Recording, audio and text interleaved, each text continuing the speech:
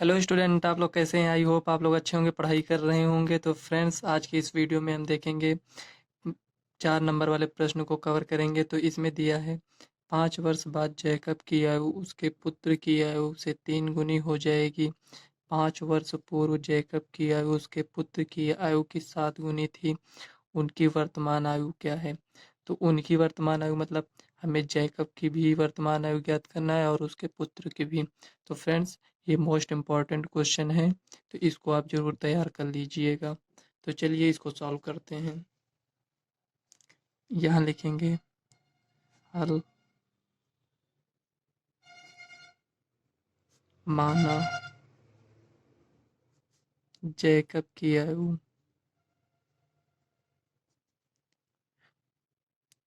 की आयु x वर्ष तथा उसके पुत्र की आयु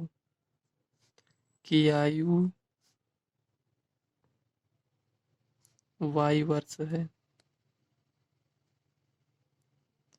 देखिए फ्रेंड्स, हम उसी को मानते हैं जो हमें पता नहीं होता है। जैसे उनकी वर्तमान आयु क्या है, तो वर्तमान आयु हमें नहीं पता है। तो जैकब की आयु x वर्ष और उसके पुत्र की सॉरी तथा उसके पुत्र की आयु y वर्ष है। तो ये जो दोनों हम माने, ये दोनों की वर्तमान आयु है। तो फ्रेंड्स, क्वेश्चन में आगे कह रहा है 5 वर्ष बाद जैकब की आयु उसके पुत्र की आयु से 3 गुनी हो जाएगी। तो फ्रेंड्स, ये तो वर्तमान आयु है, तो यहाँ लिखेंगे प्रश्न से 5 वर्ष बाद, तो x+5 और y+5 करेंगे, दोनों में बराबर लगाएंगे। ये हो गया। कह रहा है 5 वर्ष बाद जैकब की आयु उसके पुत्र की आयु से 3 गुनी हो जाएगी। तो किसकी आयु 3 गुनी हो जाएगी? जैकब के पिता की आयु हो जाएगी। तो जैकब के पिता की आयु क्या है? x+5। तो जैकब की आयु से कितनी हो जाएगी? 3 गुनी। तो जैकब की आयु से 3 गुनी यहाँ लगाएंगे। 3 से इसमें नहीं गुणा करेंगे, इसमें करेंगे। जैकब की आयु में 3 से गुणा करेंगे, ध्यान दीजिएगा। तो x+5 इक्वल टू 3y, इसको इससे गुणा करेंगे तो +15। तो x-3y इक्वल टू 15-5, ये हो गया। अब देखिए x-3y बराबर 10। समीकरण ये आपका एक बन गया। अब सेकंड स्टेप में कह रहा है, यहाँ देखिए 5 वर्ष पूर्व जैकब की आयु उसके पुत्र की आयु की 7 गुनी थी। तो 5 वर्ष पूर्व कह रहा है, तो यहाँ x-5, पूर्व कहे तो माइनस और बाद कहे तो प्लस लगाते हैं। x-5 बराबर y-5 लिखेंगे। तो जैकब की आयु उसके पुत्र की आयु से 5 वर्ष पहले कितनी थी? 7 गुनी थी। तो यहाँ 7 से गुणा कर देंगे। x-5 बराबर 7y-35, ये हो गया। अब इसी को सॉल्व कर लेते हैं। x-7y इक्वल टू -35 +5, माइनस इधर आएगा तो प्लस में हो जाएगा। तो x-7y इक्वल टू 35 में से 5 गया तो -30। तो फ्रेंड्स देखिए, एक समीकरण हमें ये मिला और एक समीकरण ये मिल गया। तो इसको हम विलोपन विधि से सॉल्व कर लेंगे। तो देखिए, यहाँ 7 है लेकिन यहाँ पर 3 है। तो इसमें हम गुणा किससे करें? इसमें हम 7 से गुणा कर दें तो 21 हो जाएगा। तो इसमें हम 3 से गुणा कर दें तो ये भी 21 हो जाएगा। तो हमें एक बात बराबर करना रहता है, लेकिन गुणा करने से क्या मतलब है? 3 है 7 है, तो लेकिन इसमें तो बराबर है, जिसमें बराबर रहे उसी को हम सॉल्व कर लेते हैं। तो देखिए, इसमें भी प्लस है, ये भी प्लस है। तो यहाँ हम लिखेंगे समीकरण 1 से समीकरण 2 को घटाने पर, घटाएंगे तभी तो ये एक चर पद एक ये कैंसिल होगा, तभी तो एक ही चर पद बचेगा। तो यहाँ लिखेंगे समीकरण 2 से समीकरण आप समीकरण 1 से समीकरण 2 को भी घटा सकते हैं।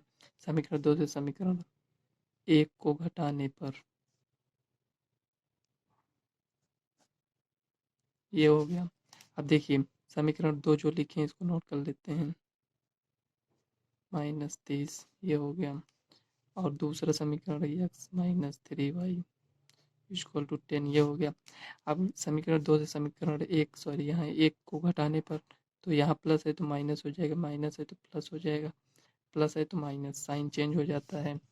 तो यहाँ हम लिखेंगे, देखिए प्लस माइनस कैंसिल, अब ये माइनस है ये प्लस है तो 7 में से 3 गया 4, लेकिन बड़ी संख्या का साइन लगाएंगे, इक्वल टू 30, ये माइनस, अभी इस साइन से नहीं मतलब हमें इस साइन से मतलब 30 10 40 माइनस 40, माइनस से माइनस कैंसिल, 4 दहम 40। तो y का मान हमारे पास देखिए कितना है 10। तो y का जो मान आया है, हम समीकरण 1 या समीकरण 2 किसी में भी आप रख सकते हैं। तो यहाँ लिखेंगे y का मान समीकरण 1 में रखने पर, तो चलिए समीकरण 1 को नोट कर लेते हैं यहाँ, x minus 3y equal to 10। तो x का मान ज्ञात करना है तो बराबर 10 प्लस 3y, तो 10 प्लस 3 गुणे y का मान कितना है 10 है, तो देखिए 10 3 30 10 40, तो 40 आ गया। तो दोनों के हमें आयु ज्ञात करना था। तो देखिए y का मान कितना है 10 और x का मान कितना है 40। तो x हम किसको माने थे, यहाँ देखिए आप, x हम जैकब की आयु माने थे। तो जैकब की आयु 40 वर्ष है वर्तमान आयु, और उसके पुत्र की वर्तमान आयु कितना है 10 वर्ष है। तो फ्रेंड्स यहाँ आप लिख सकते हैं जैकब की वर्तमान, यहाँ आप लिख दीजिएगा वर्तमान, इस तरह यहाँ लिख सकते हैं वर्तमान आयु 100 वर्ष है, तथा उसके पुत्र की वर्तमान, यहाँ आप लिख दीजिएगा वर्तमान आयु। तो ये हो गया, तो हम इसी को यहाँ लिख देंगे। अतः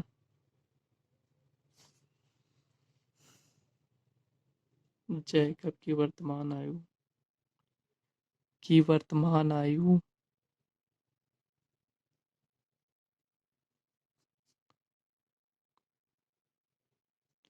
x बराबर 40 तथा पुत्र की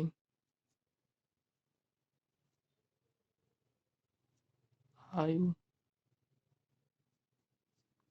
y बराबर 10 वर्ष। तो फ्रेंड्स इसी तरह आपको सॉल्व करना था। तो फ्रेंड्स ये आपका 4 नंबर का क्वेश्चन है, अगर एग्जाम में आएगा आप इसी तरह सॉल्व करेंगे तो ये 4 नंबर का क्वेश्चन है। तो चलिए नेक्स्ट क्वेश्चन देख लेते हैं क्या है। तो फ्रेंड नेक्स्ट क्वेश्चन इसमें दिया है के किस मान के लिए निम्नलिखित समीकरणों के युग्म क्या परिमित रूप से अनेक हल होंगे। तो फ्रेंड्स अनेक हल कब होते हैं इसको हमने आपको बताया है, इसके पहले की वीडियो में हमने पूरे फार्मूले का रिवीजन कराया है। अगर आपने नहीं देखे तो वीडियो जाकर आप चैनल के प्लेलिस्ट में या डिस्क्रिप्शन बॉक्स में हमने लिंक दे दिया, वहाँ पर जाकर देख लीजिएगा। तो देखिए अपरिमित रूप से अनेक हल हैं, तो इसमें क्या होता है अपरिमित रूप से अनेक हल में, तो यहाँ लिखेंगे हल, जब इसको और इसको हम तुलना करेंगे किससे, a1x plus b1y plus c1 बराबर 0 से तुलना करने पर, इसी तरह हम दोनों को तुलना करेंगे तो a1 कितना आएगा k, ये यहाँ देखिए k है, और b1 कितना है 3 है, और c1 कितना है माइनस को साथ में लेके चलेंगे, देखिए k माइनस 3, ये हो गया। इसी प्रकार इसको तुलना करेंगे तो a2 हो जाएगा, a2 बराबर कितना है 12, b2 की कितना है k है, c2 माइनस k है।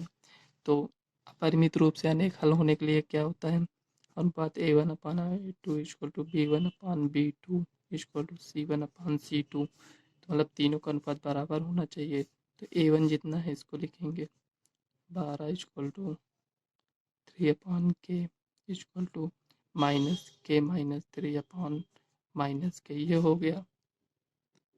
अब इसी को सॉल्व कर लीजिए, तो देखिए इसको सॉल्व करने के लिए क्या करते हैं, देखिए ये माइनस है ये माइनस कैंसिल हो गया। तो इसमें से हम दो कोई भी दो संख्या ले सकते हैं, जैसे ये दोनों को ले सकते हैं सॉल्व करने के लिए, या ये दोनों को ले सकते हैं सॉल्व करने के लिए, या ये दोनों को ले सकते हैं सॉल्व करने के लिए। तो आप किसी, तो चलिए ये दोनों को लेते हैं, तो इसको इससे गुणा करेंगे तो के स्क्वायर इक्वल टू 12 36, तो के का मान कितना आएगा प्लस माइनस 6 आएगा। तो लेकिन के का मान तो एक ही आएगा, चाहे जो आए चाहे प्लस आए या माइनस आए, तो यहाँ प्लस माइनस है। तो चलिए इसको हम चेक करते हैं क्या आता है। अब इसको देख लेते हैं, इसमें 3 अपान के, सॉरी यहाँ 3 है, इक्वल टू के माइनस 3 अपान के, इसको हम 3 गुणा करेंगे तो ये 3 के हो जाएगा। इक्वल टू के माइनस 3 ये हो गया। अब देखिए 3k इक्वल टू के स्क्वायर माइनस 3k, ये इधर आएगा तो 3k प्लस 3k। अब इसको भी इधर लेकर आए तो minus k square equal to 0, 3 6k minus k square equal to 0। तो यहाँ आप देख सकते हैं के दोनों में है तो के कॉमन ले लेंगे तो यहाँ 6 माइनस के बचेगा इक्वल टू 0। तो देखिए एक बार के को हम 0 से तुलना करेंगे, एक बार इसको 0 से तुलना करेंगे, तो जब के को 0 से तुलना करेंगे तो के बराबर 0 आएगा, और जब इसको 0 से तुलना करेंगे तो के बराबर 6 आएगा, ये आएगा। आप इसको सॉल्व करेंगे जैसे यहाँ देख लीजिए ऐसे 6 माइनस के इक्वल टू 0, ये प्लस इधर जाएगा तो माइनस, तो माइनस के इक्वल टू माइनस 6, माइनस से माइनस ये देखिए कैंसिल, तो के बराबर हमारे पास कितना है 6 है, तो वही हम लिखे हैं। तो देखिए यहाँ हमें ये पता चलता है के बराबर 0 के बराबर 6 है, तो 1 2, और यहाँ देखिए प्लस माइनस 4 मान आ रहा है तो कौन सा सही है, तो देखिए जो दोनों में आया हो, तो देखिए प्लस 6 इसमें भी आया है प्लस 6 इसमें भी है, तो यहाँ हम कहेंगे के बराबर 6। तो के का मान ज्ञात करना तो के बराबर 6, यही आपका फाइनल आंसर हो जाएगा। तो चलिए फ्रेंड नेक्स्ट क्वेश्चन देख लेते हैं क्या है। तो फ्रेंड तीसरा क्वेश्चन इसमें दिया है, ऋतु धारा के अनुकूल 2 घंटे में 20 किलोमीटर तैर सकती है और धारा के प्रतिकूल 2 घंटे में 4 किलोमीटर तैर सकती है। उसकी स्थिर जल में तैरने की चाल तथा धारा की चाल ज्ञात कीजिए। तो फ्रेंड्स हमें ऋतु की तैरने की चाल ज्ञात करना है और धारा की चाल ज्ञात करना है। तो ये दोनों हमें नहीं पता है, तो ये दोनों को हम पहले मान लेंगे, यहाँ लिखेंगे माना। तो यहाँ क्या मानेंगे, ऋतु के स्थिर जल में तैरने की चाल, तो यहाँ लिखेंगे माना ऋतु के स्थिर जल में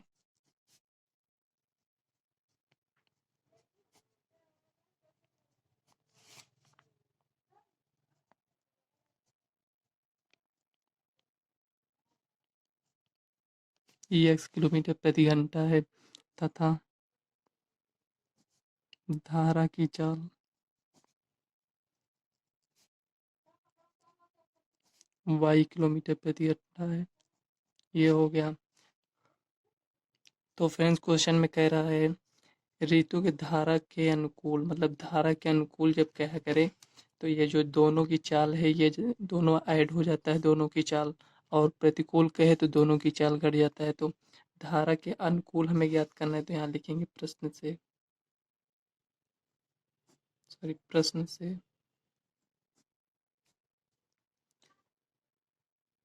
धारा के अनुकूल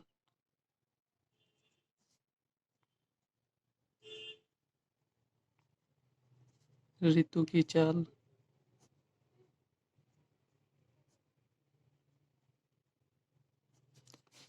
क्या हो जाएगा, x प्लस वाई किलोमीटर प्रति घंटा, ये हुआ। अब चाल हमें पता चल गया, तो चाल बराबर क्या होता है, दूरी बटे समय, ये हो गया। अब दूरी बटे समय होता है तो चाल क्या है, यहाँ x प्लस वाई इसको दूरी कितना है, यहाँ देखिए आप 2 घंटे में 20 किलोमीटर, तो 20 किलोमीटर दूरी है, 2 घंटा समय है, ये 10, तो यहाँ क्या है x प्लस वाई बराबर 10, समीकरण 1 है। इसी प्रकार दूसरे शर्त में इसमें कह रहा है धारा के प्रतिकूल 2 घंटे में 4 किलोमीटर तैर सकती है, तो यहाँ लिखेंगे x माइनस वाई बराबर, तो कितना है प्रतिकूल 2 घंटे में 4 किलोमीटर, तो दूरी बटे समय, तो 2 से इसको कैंसिल करेंगे तो आएगा हमारे पास x minus y equal to 2। अब देखिए यहाँ पर हमें समीकरण 1 और समीकरण 2 मिल चुका है, तो इसको हम विलोपन विधि से सॉल्व कर लेंगे। समीकरण 1 से समीकरण 2 को घटाने पर लिखेंगे यहाँ 1 से समीकरण 2 को घटाने पर, ये तो समीकरण 1 कितना है नोट कर लिए, दोनों 2 को नोट करेंगे समीकरण 2, अब सॉरी, जो यहाँ लिखे हैं घटाने पर, इसको दोनों को जोड़ देते हैं, क्योंकि देखिए ये एक प्लस है एक माइनस है तो ऐसे भी कट जाएगा। तो यहाँ लिखेंगे समीकरण 1 समीकरण 2 को जोड़ने पर। चलिए रहने दीजिए, इसको लिख दिए घटाने पर, तो ये भी सही है। इसी तरह सॉल्व कर लेते हैं। तो घटाने पर तो ये प्लस है तो माइनस हो जाएगा, माइनस है तो प्लस, प्लस है तो माइनस हो जाएगा। तो आप इसमें समीकरण 1 और 2 को जोड़ भी सकते हैं, घटा भी सकते हैं, उससे कोई प्रॉब्लम नहीं होगी। तो देखिए प्लस ये माइनस ये कैंसिल हो गया। अब ये प्लस है ये भी प्लस है, इस साइन से मतलब नहीं है, तो 2y इसको 10 में से 2 गया 8, ये हो गया। 2 से ये कैंसिल, y बराबर 4। तो अब लिखेंगे y का मान मान समीकरण 1 में रखने पर, तो समीकरण 1 जो है x प्लस वाई बराबर 10 है। तो ये x y का मान कितना है 4, 10। तो x बराबर 10 माइनस 4 इक्वल टू 6। तो हमारे पास क्या आया, एक मान कितना आया 6 आया, एक मान 4। तो यहाँ हम लिखेंगे रितु की स्थिर जल में तैरने की चाल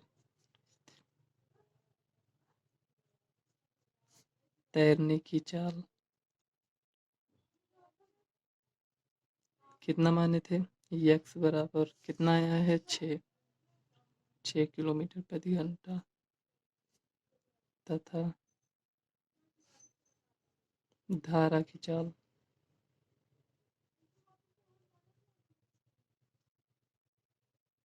y बराबर 4 किलोमीटर प्रति घंटा। तो फ्रेंड्स यही आपका फाइनल आंसर है। तो फ्रेंड्स अगर एग्जाम में आता है तो आप इसको इसी तरह सॉल्व करना पड़ेगा, और ये क्वेश्चन आपका 4 नंबर का है। तो चलिए नेक्स्ट क्वेश्चन देख लेते हैं। तो फ्रेंड्स चलिए कुछ मोस्ट इम्पॉर्टेंट क्वेश्चन बहुकल्पीय प्रश्न को चलिए सॉल्व कर लेते हैं थोड़ा। इसमें दिया 1/sec θ माइनस tan θ, हमें इसके बराबर इसको सिद्ध कर कर दिखाना है कि इसके बराबर है कि नहीं। तो इसको सिद्ध करने के लिए एकदम आसान तरीका है, इसको आप ऐसे 1/sec θ जितना लिखा है माइनस tan θ, हमें ये LHS है, हमें RHS इसके बराबर लाना है। तो इसको क्या करेंगे, हम परिमेयकरण कर देते हैं सबसे, θ plus tan θ upon sec θ plus tan θ। Friend जब आपको कुछ ना समझ में आया करे कि इसमें ये इस टाइप कैसे दे दिया जाए, कुछ ना समझ में आया इसमें हम क्या कर सकते हैं, तो सीधे आप परिमेयकरण कर दिया करिए। तो देखिए sec θ प्लस tan θ अपॉन, देखो a plus B a minus B तो a square minus B square होता है, तो sec square θ minus tan square θ equal to sec θ plus tan θ upon 1। देखिए sec square theta minus tan square theta का मान 1 होता है, तो यहाँ 1 रख दिए। तो sec theta plus tan theta, तो इसी को हमें लाना था, तो ये मिल गया। तो यहाँ हम लिखेंगे LHS equal to RHS proved. तो फ्रेंड्स ये 1 नंबर वाले प्रश्न हैं। तो चलिए नेक्स्ट क्वेश्चन देख लेते हैं। इसमें दिया है friends sine square 29 plus cos square 29 का मान क्या होगा। तो फ्रेंड्स वैसे भी आपने पढ़ा होगा sine square theta plus cos square theta, तो ये देखिए दोनों में थीटा समान है, तो थीटा तो है ना दोनों, तो sine square theta plus cos square theta, तो दोनों का मान कितना हो जाएगा, sine square 29 plus cos square 29 का मान 1 होगा। तो यही फ्रेंड्स आपको बताना था, sine square theta plus cos square theta का मान कितना होगा, 1 होगा। तो चलिए नेक्स्ट क्वेश्चन देख लेते हैं। तो फ्रेंड्स इसमें हम 5 क्वेश्चन इसको देखेंगे बहुविकल्पीय वाले। इसमें दिया है 3x square minus 4x minus 6 बराबर 0 के विविक्तर ज्ञात कीजिए। तो फ्रेंड्स विविक्तर ज्ञात करने के लिए हम करेंगे इसमें, देखिए 3x square minus 4x minus 6 equal to 0। तो इसको हम तुलना करेंगे, यहाँ लिखेंगे तुलना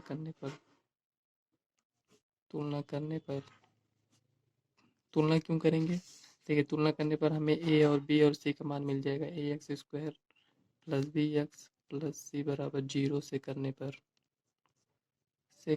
तो देखिए ये 1 नंबर वाला प्रश्न है फ्रेंड्स, आप इसको ऐसे ही सॉल्व करना, वैसे भी आपको OMR में फिल करना पड़ेगा।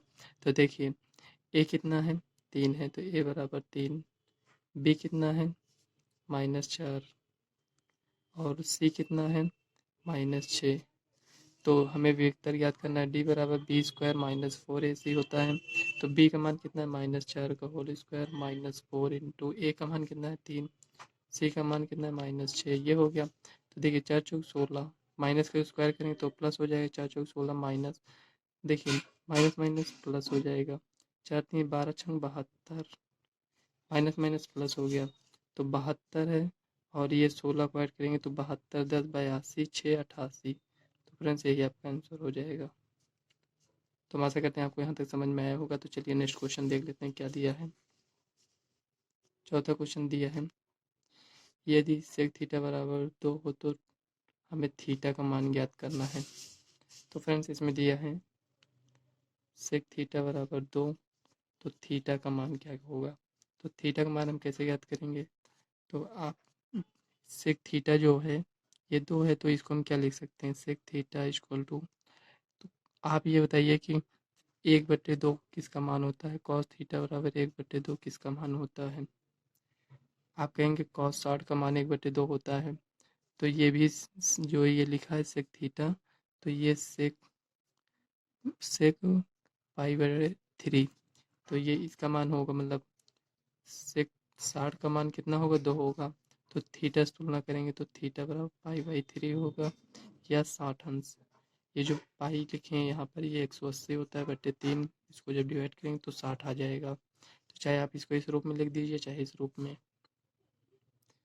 तो देखिए इसका पॉजिटिव भले ही है, लेकिन देखिए कॉस 60 का मान 1/2 होता है, तो सेक 60 का मान भी 1/2 होता है।